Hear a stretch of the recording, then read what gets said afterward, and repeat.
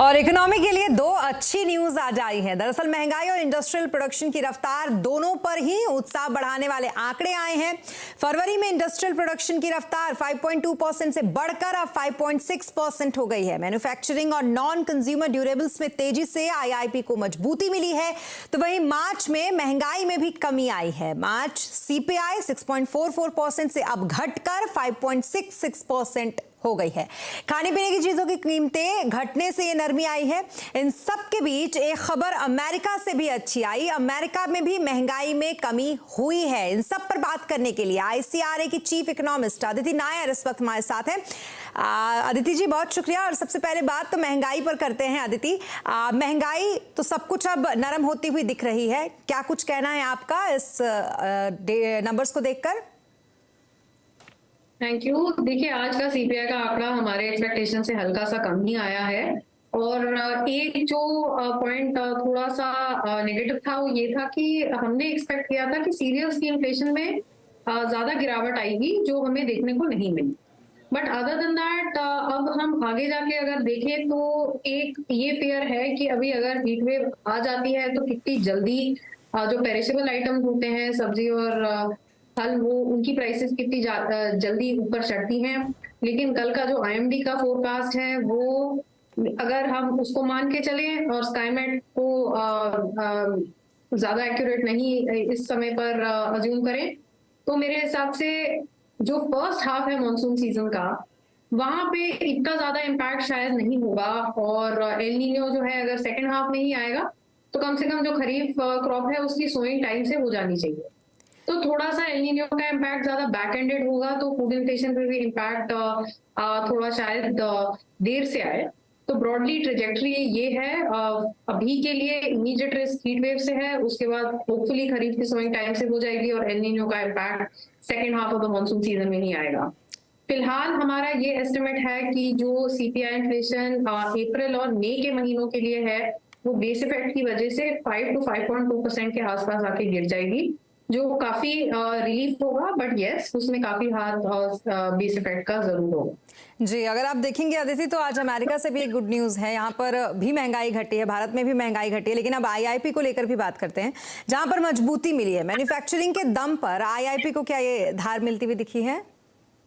Definitely. हम अगर IIP को देखें, हमने 4.5% का अनुमान लगाया था, तो उससे काफी बेहतर है।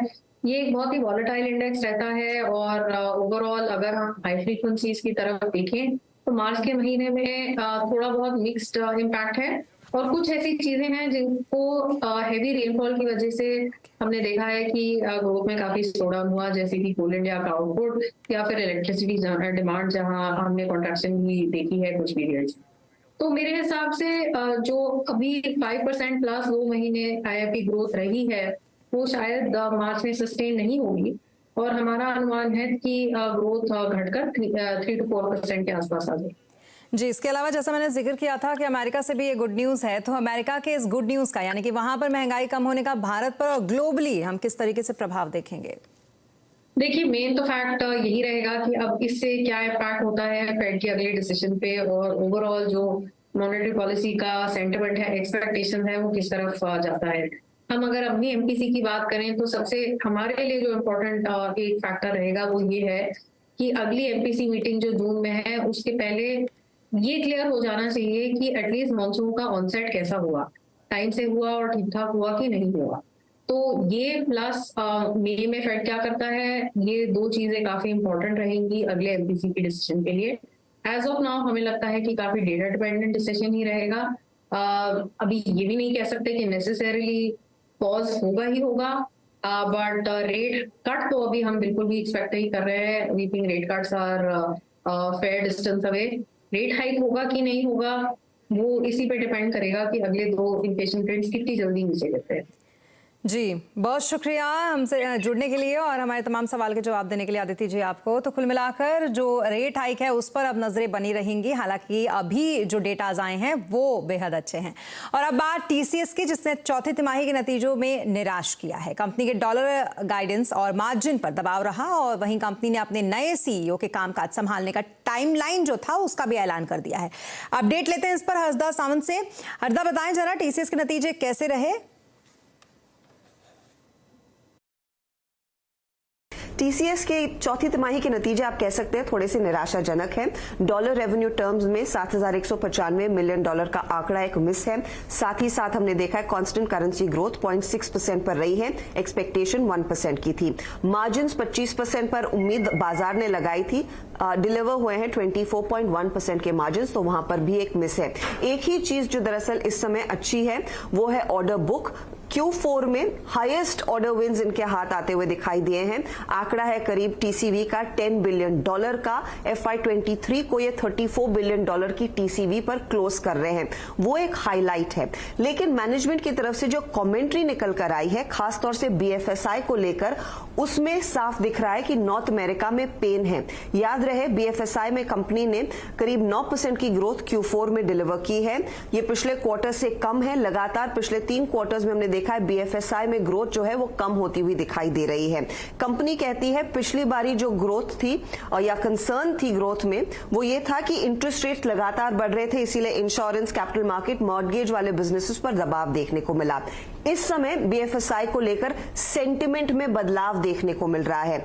लोग अनश्योर हैं कि यहां से आगे बैंकिंग का जो पेन देखने को मिला था सिलिकॉन वैली बैंक की क्राइसिस का, क्या आगे फैलेगा, इसीलिए लोग ज्यादा पैसा खर्च नहीं कर रहे हैं, अपने डिसीजंस को लगातार डीले करते हुए दिखाई दे रहे हैं। कंपनी ये भी कहती है कि खास तौर से जो इस समय डेलिबरेशंस हैं वो इसी बात को लेकर रहेंगी कि क्या लोगों को कितना कॉस्ट कंजर्व करना है। तो कॉस्ट कंजर्वेशन के बारे में क्लाइंट्स इस समय ज्यादा सोच रहे हैं, जो कंपनी के लिए क्लियरली अच्छे से ऑगर नहीं करता है।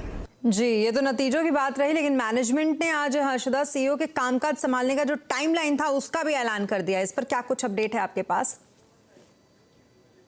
जी हाँ, कंपनी ने इनफैक्ट एक टाइमलाइन दे दी है। पहले तो जो करंट MD राजेश गोपीनाथ हैं उनसे नए MD कीर्तिवासन साहब 1 जून को टेक ओवर करते दिखाई देंगे। जब उनसे पूछा गया कि उनकी प्रायोरिटी क्या रहेगी तो उन्होंने पहली प्रायोरिटी ऑफ कोर्स अपने एसोसिएट्स और मोस्ट इंपॉर्टेंटली अपने कस्टमर्स से मिलना ये सामने रखी है।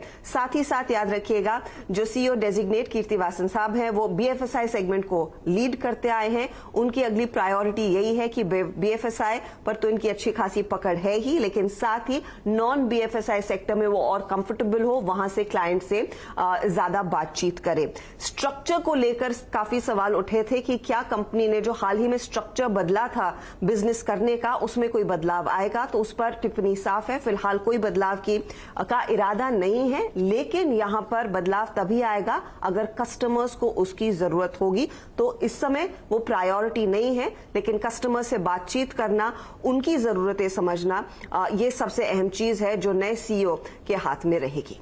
जी, बहुत शुक्रिया डिटेल्स के लिए आपका हर्षदा। और रहे ऐसे कुछ टीसीएस के नतीजे। और अब बात बाजार की, जहां बड़े इवेंट से पहले बाजार में आज जोश दिखा। मार्केट लगातार 8वें दिन आज बढ़त पर बंद हुआ। सेंसेक्स 235 अंक चढ़कर 60,393 पर बंद हुआ। तो वहीं निफ्टी की बात करें तो ये 90 अंक चढ़कर 17,812 पर बंद हुआ। सबसे ज्यादा खरीदारी फार्मा, ऑटो शेयरों में रही। मेटल, बैंकिंग इंडेक्स आज बढ़त पर बंद हुए। सुमित से जानते हैं बाजार का हाल आज किस तरीके का रहा। सुमित, जरा बताएं सेक्टर्स का आज हाल कैसा रहा? देखिए, आज के लिए स्टार सेक्टर तो वैसे फार्मास्यूटिकल ही रहा, जहां पर इंडेक्स के टॉप गेनर्स में डीवी स्लैब बढ़िया तेजी के साथ आज बंद होता हुआ दिखाई पड़ा। तो निफ्टी के टॉप गेनर्स आपकी स्क्रीन पर आएंगे। सबसे पहले डीवीज का नाम ही आएगा, 10% की शानदार तेजी। बजाज ऑटो 2.5% ऊपर, अदानी एंटरप्राइज 2.5% ऊपर, आयशर मोटर 2.5% की तेजी यहां पर बनते हुए दिखाई पड़ी। तो ऑटो में बजाज और आयशर लगातार दूसरा दिन जहां पर खरीदारी रही।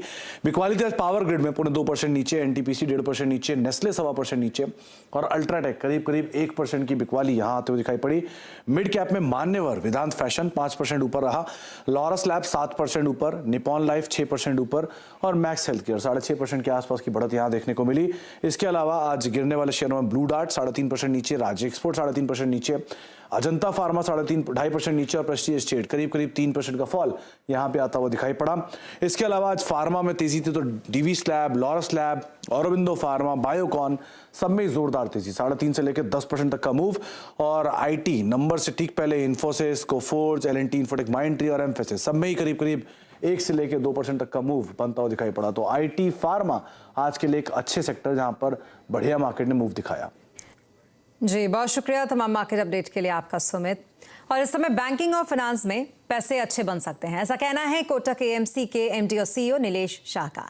उन्होंने आगे ये भी कहा कि वे बैंकिंग और फाइनेंस, मैन्युफैक्चरिंग और इंफ्रा पर काफी बुलिश हैं। 3 पॉकेट्स है जहां पे हमें लगता है कि आने वाले समय में पैसे मार्केट से ज्यादा बनने की उम्मीद है। पहला banking and financial services sector है। दूसरा सेक्टर जो हमें अच्छा लगता है वो मैन्युफैक्चरिंग इन इंडिया है। चाइना प्लस 1 की वजह से बहुत सारी कंपनी चाइना से अपने सोर्सिंग को डाइवर्सिफाई कर रही है। 14% से आसपास कंपनियां भारत में डेरा लगा रही है। तीसरा सेक्टर इंफ्रास्ट्रक्चर रिलेटेड है।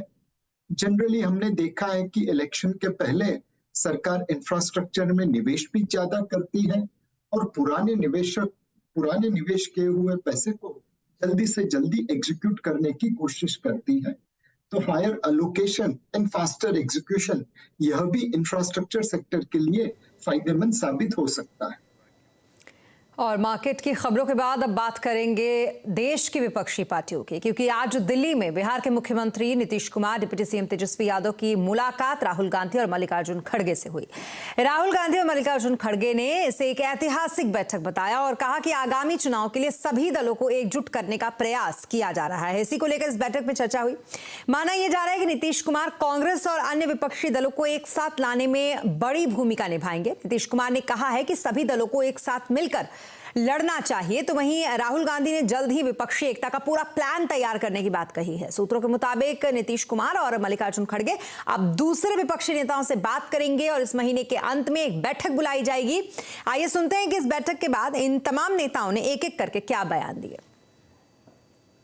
हम सभी ने मिलकर तय किया कि सभी पार्टियों को एकजुट करना और एक होकर आगे जो चुनाव आएंगे उस चुनाव में एकजुट दिखाकर लड़ना।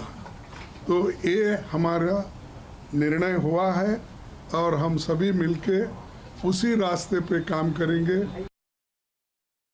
अधिक से अधिक पार्टियों को पूरे देश में एकजुट करने का प्रयास करें और उसके लिए हम लोग अपना कोशिश करेंगे। सब लोग एग्री करेंगे, वो सब लोग बैठेंगे और एक साथ हम लोग आगे का काम करेंगे, मिल करके चलेंगे। ये बात तय हो गई है और इन सब चीज़ों को लेकर के ये भी कई लोगों से बातचीत हुई है, हम लोगों की बात हुई। हम लोग फिर एक बार आज जो बात हो गई है, अंतिम तौर पर बात हो गई है, उसी के आधार पर फिर हम लोग कर लेंगे और जितने लोग एग्री करेंगे तो सब लोगों को फिर हम लोग बैठ करके आपस में आगे का निर्णय तय करेंगे।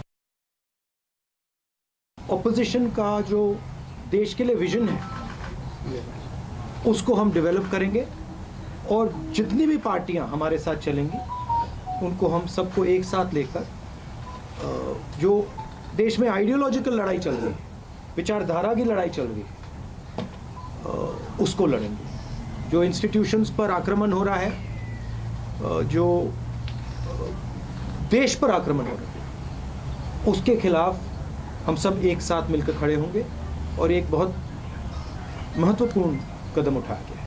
के बाद एक बार फिर आपका स्वागत है। आंकड़ों में कोरोना के मामले भले ही बढ़ रहे हों, लेकिन जमीन पर इन बढ़ते हुए आंकड़ों का ना तो कोई खौफ है और ना ही लोगों के बीच एहतियात बरतने की कोई चाहत दिख रही है। हमारे सहयोगी दीपाली नंदा ने दिल्ली में अलग अलग जगहों पर जाकर इसका जायजा लिया, आप भी देखें।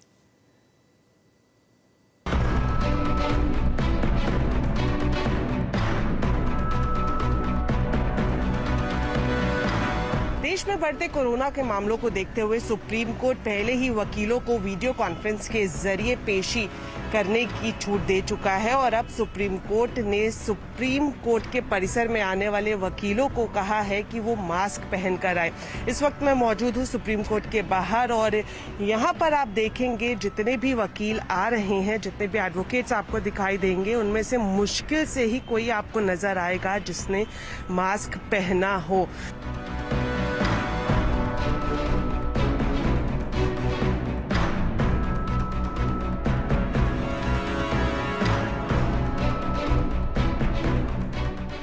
You are not wearing mask. कहाँ मास्क की जरूरत है, कोई रिक्वायरमेंट नहीं है ना। नहीं, लेकिन कल परसों ही कोर्ट की तरफ से डायरेक्शंस दिए गए हैं। अभी तो कोई डायरेक्शन नहीं है। अभी कोई डायरेक्शन नहीं है। There are spike in the covid cases but you are not wearing mask. Thank you. Court कह रहा है कि मास्क पहन कर आए।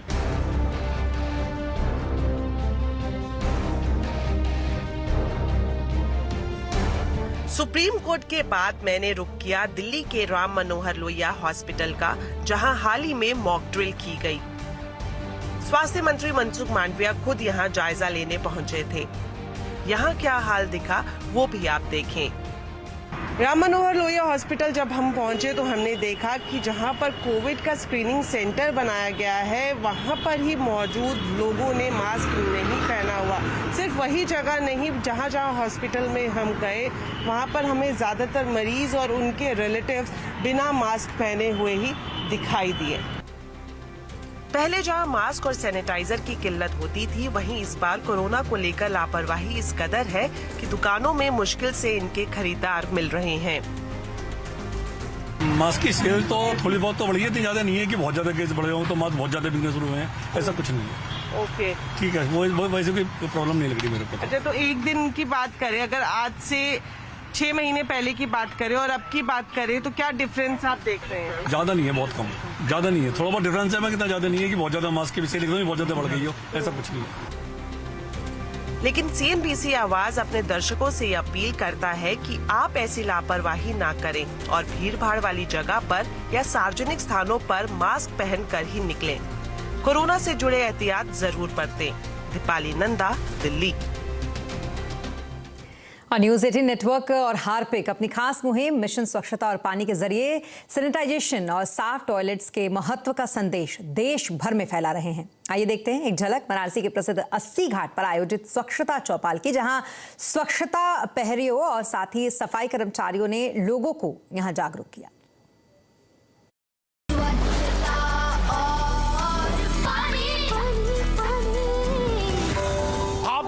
न्यूज़ 18 प्रेजेंट मिशन स्वच्छता और पानी। आप मिशन से जुड़ी हुई हैं।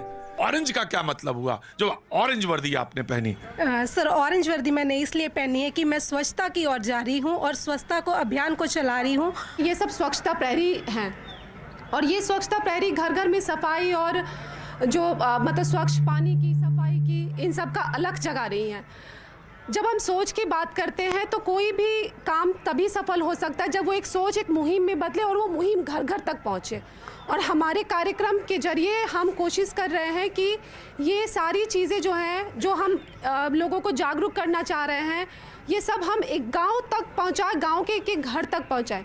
जब साफ लगता है, कितना सुंदर लगता है कि मैं एक सफाई कर्मी हूँ। मुझे गर्व होता है कि मैं अपने देश के लिए एक सफाई कर्मी हूँ। और वर्ल्ड टॉयलेट कॉलेज के द्वारा मेरी ट्रेनिंग हुई। कॉलेज का विचार कैसे आया? हमारे मन में ये विचार आया कि एक ऐसा कॉलेज को हम लोग इंस्टॉल करें जो हमारे सिर्फ सफाई मित्रों के लिए हो। वाह! वहां पर हम लोगों को सिखाएं कि अभी लोग जागरूक हो गए, लोग शौचालय का प्रयोग करने लगे, लेकिन अब दूसरी दिक्कत ये आ रही कि उसको साफ नहीं रख रहे। जब साफ नहीं रख रहे हैं तो दूसरा को यूज नहीं कर रहे हैं। तो ये विचार आ रहा है कि अब हम शौचालय का यूज भी करें और साफ भी रखें। सिर्फ शौचालय ही बना लेना अपने आप में काफी नहीं है। अपने आप को हाथ कैसे धोना है, विसंक्रमित कैसे होना, ये भी एक कला है, जिसके लिए कि जो ये NGOs हैं या आपके इस टीवी के माध्यम से लगातार हम लोग इसके लिए भी हम लोग लगे रहते हैं, जन जागरूकता करते हैं। स्वच्छ भारत हो सुंदर अभियान बा, स्वास्थ्य धन प्रधान बा।